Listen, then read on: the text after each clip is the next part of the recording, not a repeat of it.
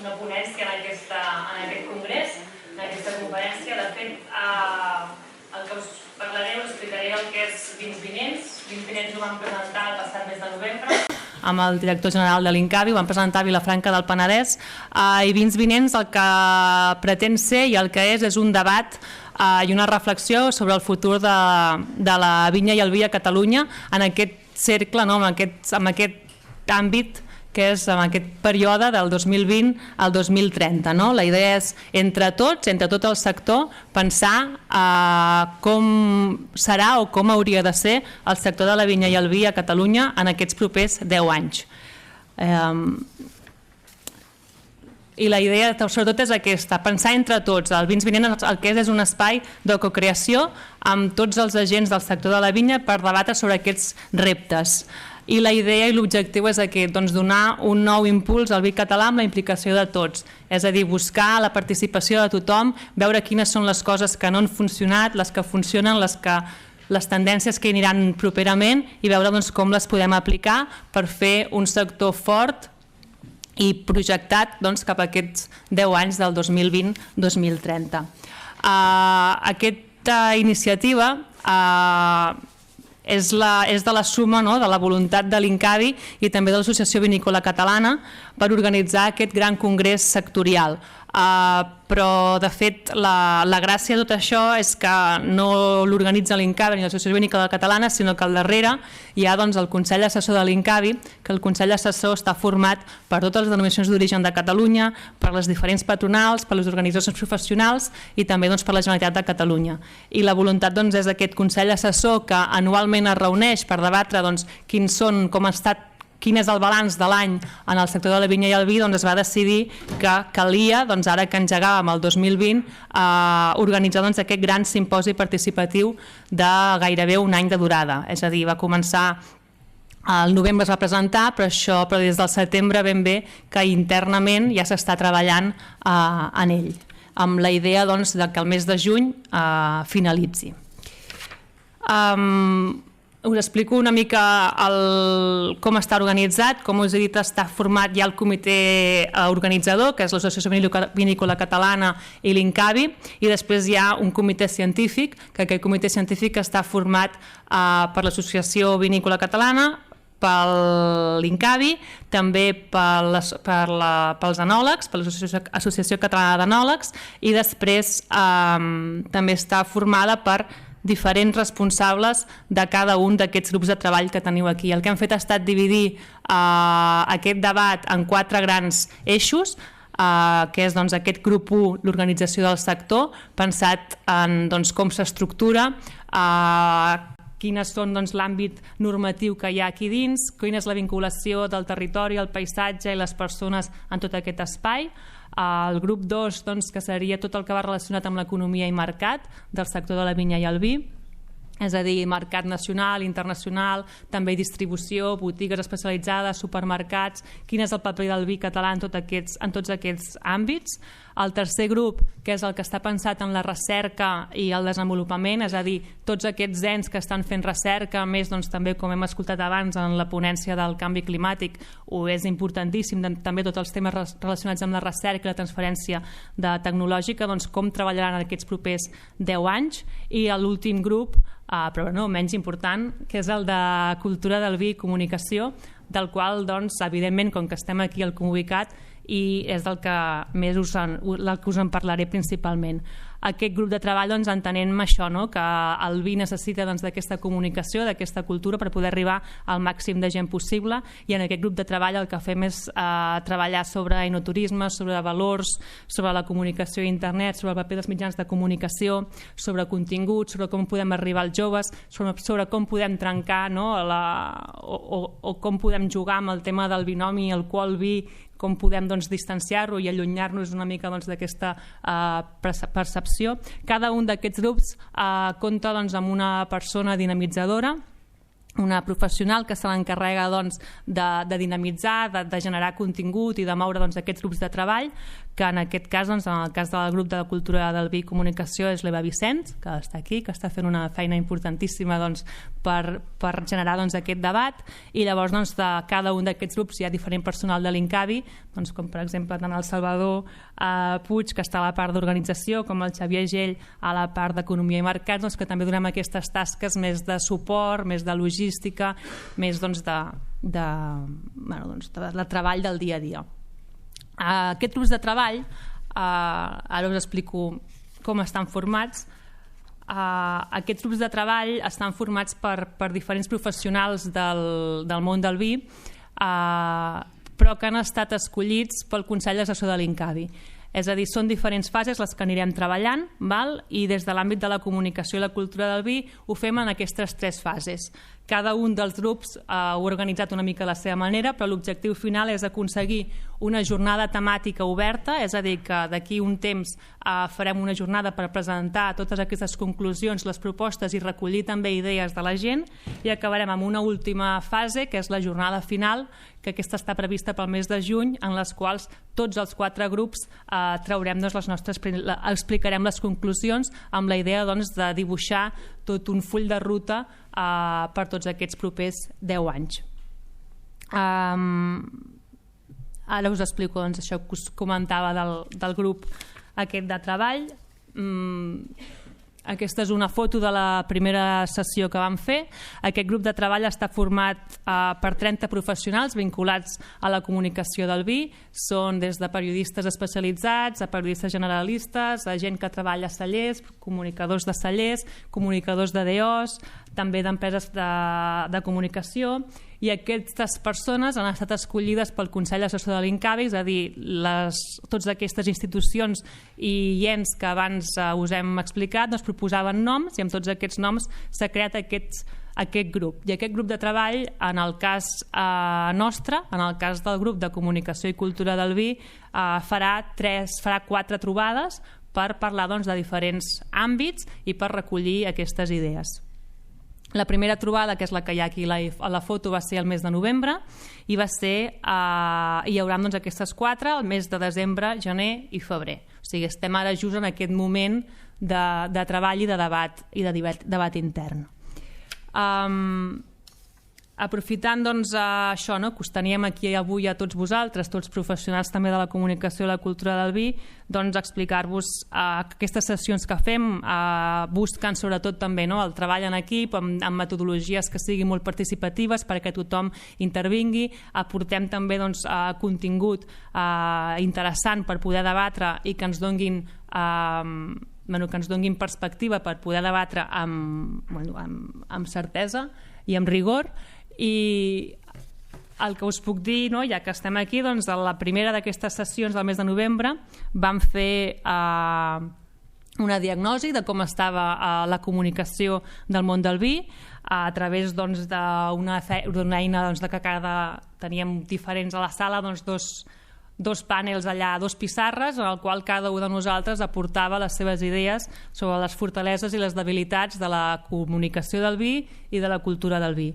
Coses que aquests dies, tant avui com demà, hem anat sentint, i per exemple algunes de les fortaleses que vam dir que tenien el món del vi, que darrere hi ha un contingut amb històries que són interessants, que hi ha un patrimoni vinícola que val la pena recalcar, que hi ha identitat al darrere, que hi ha proximitat, que el territori, tot el tema de sostenibilitat són temes que comunicativament són valors que hem de tenir en compte.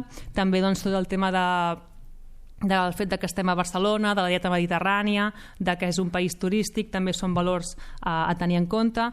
També es va posar molt en valor totes les eines comunicatives que té el sector, eines comunicatives que no tenen altres sectors agroalimentaris ni d'altres, ni molt menys. Vull dir, ni l'indústria del porc ni la indústria de la química té darrere, per exemple, guies, premis, mitjans especialitzats com els tenim, i també molts professionals dedicats només a la comunicació del vi. I també aquest interès creixent en el tema, en conèixer sobre el món del vi. Avui, per exemple, la sessió que hem fet de l'Instagram, no? S'ha posat en evidència que calen més prescriptors a l'Instagram sobre temes del vi, sobretot dirigit cap a un món més jove. Per tant, estem vivint en una revolució vinícola i també comunicativament així ho hem de veure. Evidentment, també som un sector molt crític i ens surten moltes més de debilitats.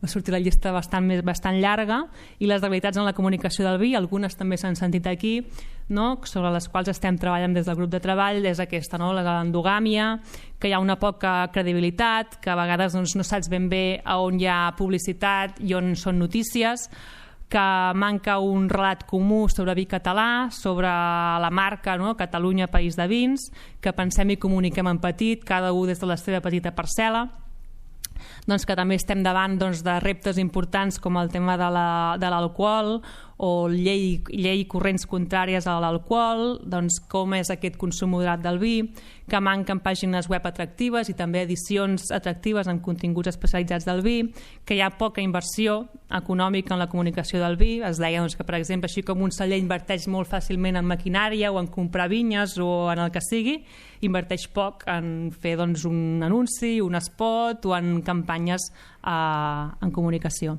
També del tema de l'intrusisme i que el periodisme també està mal pagat, per tant això també es pot veure reflectit en els continguts, que coneixem molt poc el consumidor, no hi ha estudis de mercat, no hi ha gaires audiències sobre què és el que ells volen. Però això de l'ampolla i la copa és, que tant l'ampolla com la copa també és difícil de vendre comunicativament, pensant més en festivals culturals o així, el fet que tinguem vidre també dificulta el poder arribar, per exemple, al vi als joves, en aquest cas. També es va parlar molt de la necessitat també d'un periodisme crític que posi en dubte l'establishment i que sigui crítica i que generi debat per poder avançar. També un altre tema que també està comentat avui en algunes taules, sobre la manca de transparència per part del propi sector o la por a explicar algunes coses que passen, i també la utilització del periodista per donar missatges que potser no seria la seva feina com a només transmissor, sinó hauria de poder també generar aquesta crítica i aquest debat. Llavors, a part de comunicació, el nostre grup també se n'encarrega de cultura del vi. Per tant, també entre tots vam veure quines són les fortaleses que tenim com a cultura del vi aquí a Catalunya. Per una banda, que és una cultura viva i una tradició mil·lenària, des dels ibers, els egipcis, els romans. Per tant, tenim restes i les quals les hem de posar en valor. Tenim un paisatge vitivinícola únic arreu del territori. Per tant, això és un patrimoni que també hem de posar en valor, que permet cohesió social. Al voltant d'una copa de vi, d'una ampolla, hi ha converses, hi ha debat, es genera un bon rotllo, no? Per tant, això també s'ha de valorar, que és el vi també és història i tots en formem part d'una manera o altra, tothom té algú vinculat en aquest món. També cultura del vi, està present en les arts, està present en la música, està present en la religió, està present en moltes disciplines artístiques, per tant també s'ha de valorar. I aquesta capacitat també de resiliència del sector en continuar apostant i en tirar davant aquesta tradició tan catalana del treballador, el del sector també hi és. I llavors també com a debilitats també en van sortir moltes, també és més fàcil trobar lo negatiu que no lo positiu, en aquest cas també.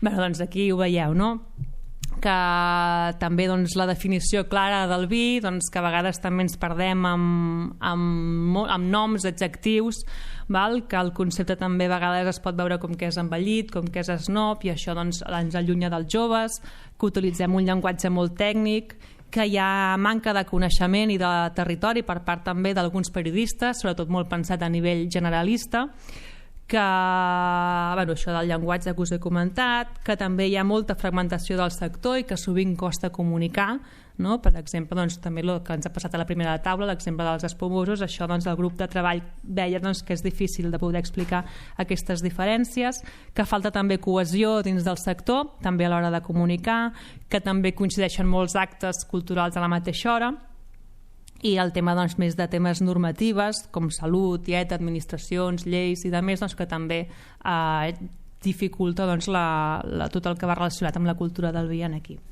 Doncs davant d'aquesta diagnosi que vam fer el primer dia, hi hem fet una segona trobada que just va tenir lloc divendres passat, super recent. La segona sessió la vam fer el divendres, amb molts dels quals alguns dels que esteu aquí també hi éreu, us ho explicareu potser millor que jo, però la idea d'aquesta sessió era aquesta, no? Doncs parlar sobretot del periodisme i de com s'explica el vi, quin era el paper del periodista i relacionat sobretot i d'aquí poder sortir ja algunes propostes per poder presentar ja la jornada final encarades en això, no? I per exemple doncs aquí és a parlar de quin és el paper del periodista del vi, de com des del tema més també de l'ètica periodística i també de l'ètica i la feina ben feta per part del celler, és a dir, el celler també ha de saber quan està fent publicitat o quan està explicant una cosa que pot ser realment interessant pel periodista per poder publicar. No pot pretendre el celler que perquè posa un anunci aquell mitjà de comunicació parlarà del seu celler constantment, no? O per altra banda doncs com podem des dels cellers i des de les institucions i des de la comunicació del vi fer que periodistes d'àmbit més general puguin parlar amb més rigor sobre el sector del vi, no? Com podem fer-ho? Perquè, per exemple, com podem afrontar aquesta manca de coneixement, també aquesta transparència del sector, o com podem explicar temes com el vi per allunyar-lo de l'alcohol. La següent jornada que farem, ja us l'avanço, aquesta jornada més de treball intern, la farem el 7 de febrer, és a dir, d'aquí menys de 15 dies, i aquí ja el centrem més en la comunicació corporativa, no tant en el periodisme, sinó en la comunicació, i aquí anirà per això, com podem fer per coordinar aquesta comunicació entre cellers, administracions, entitats i demés, a qui ens dirigim, com podem acostar-nos més amb els joves, amb quina mena de llenguatge, si estem comunicant bé, quins són aquests atributs que té el nostre producte al nostre territori i que puguem comunicar amb èxit. Aquesta és la segona trobada. En cada una d'aquestes trobades, amb la passada, per exemple, el que fem és arriba algú extern. En el cas de la passada trobada va venir el Bernat López, que és un professor de la Universitat Rovira i Virgili, doctor a l'Autònoma, que va presentar un informe de mitjans, no?, que ens va servir molt de base per veure realment que, per exemple, el consum de la tele ha baixat en picat, per tant, i en canvi el consum d'internet ha pujat moltíssim. Per tant, que evidentment necessitem dades com aquestes per poder valorar si realment hem de posar més èmfasi en segons quins mitjans i no en uns altres. En aquesta següent sessió també comptarem amb algú o amb alguns informes per poder parlar de temes i així que ens donguin contingut per després debatre seguidament. I la següent jornada és la següent que farem és la del vi com a concepte. On la tinc?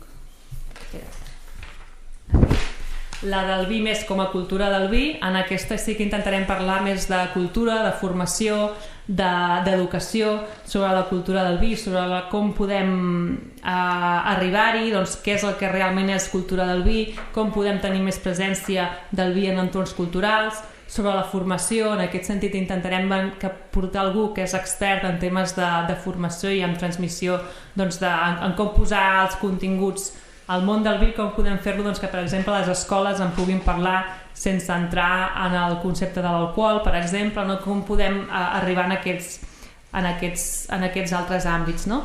I aquesta és la següent sessió, que la fem el 28 de febrer. I després, amb tota aquesta feina, la nostra feina, principalment de l'Eva i la meva, serà ordenar una mica totes aquestes propostes que hauran sortit de tots aquests 30 professionals que de forma desinteressada han vingut en cada una d'aquestes sessions per aportar també el seu coneixement.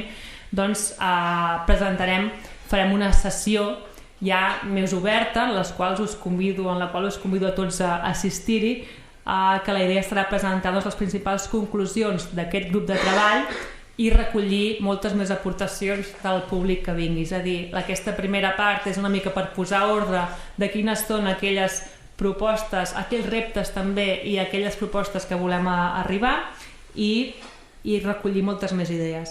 A més, també en aquesta mateixa fase, a part d'offline, no? També entrem en la part online, en la part de recollir totes les aportacions que es puguin fer a través d'internet, perquè, per exemple, obrim un canal Participa. Un canal Participa és un canal de participació ciutadana que està obert, que la Generalitat de Catalunya posa a disposició de l'administració per poder recollir totes les aportacions de la ciutadania.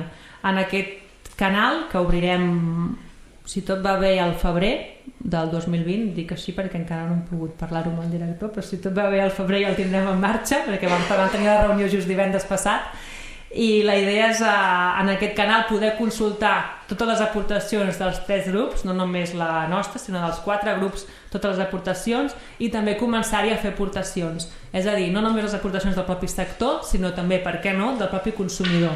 No? Què és el que el consumidor, per exemple, pot esperar del sector del vi. I ja l'última sessió, ja la part final, serà aquesta jornada final, que la idea serà fer-la cap al mes de juny, en el qual allà sí que es presentaran totes aquelles recomanacions, aquelles idees, aquelles propostes i aquelles conclusions dels 4 grups de treball que han estat treballant tot aquest temps. La idea d'aquesta última jornada i de tot aquest procés dels vins vinents és buscar aquesta implicació de tots els agents, perquè les solucions que es marcaran aquí no són solucions que ha d'entomar només l'administració, sinó que són solucions i idees que ha d'entomar tot el sector, des dels consells reguladors, les organitzacions professionals, a consumidors, a cellers, a més, la idea per poder treballar per això, per a poder encarar amb èxit els reptes de futur del sector de la vinya i el vi a Catalunya. I la idea és aquesta, de fer-la de forma participativa, de forma oberta, per traçar junts el futur. I això és, i espero sincerament que comptar amb tots vosaltres per a aquestes properes fases que vindran properament. I moltes gràcies.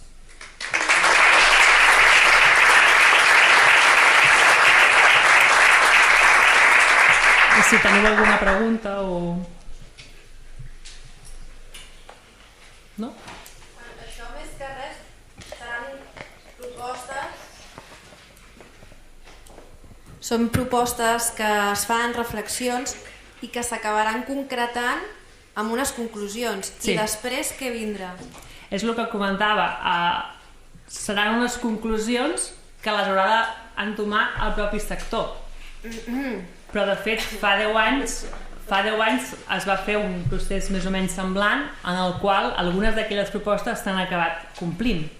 Sembla que no, però vull dir, es van fent coses i la idea és aquesta, també de treballar de forma conjunta i unitària presentant propostes. El fet també de treballar així de forma en xarxa ja ajuda. El fet que cellers, per exemple, amb el grup nostre de comunicació ens estem trobant que el fet que periodistes i gent del món de la comunicació dels cellers estiguin cara a cara treballant els està ajudant a entendre què és el que el periodista vol del celler i què és el que el celler vol del periodista. No t'interessen que t'enviï notes de premsa sobre les medalles que guanyes? No, això m'importa poquíssim. A mi el que m'interessa és que m'expliquis com treballes la terra, com la fas diferent, no sé, per posar un exemple. Només pel fet de fer aquest moment de reflexió ja és molt, i això només és una petita fase del que ha de ser al final. Però sí, evidentment, hi ha d'haver unes conclusions al final i s'han d'entomar. Algunes triomfaran o no, altres, no sé, també el director si vol dir alguna cosa respecte a Salvador, però la idea és aquesta, treballar tots de forma unitària i tot el sector, que no siguin unes solucions que marca l'administració ni que no siguin unes solucions que marca un privat, sinó treballar conjuntament.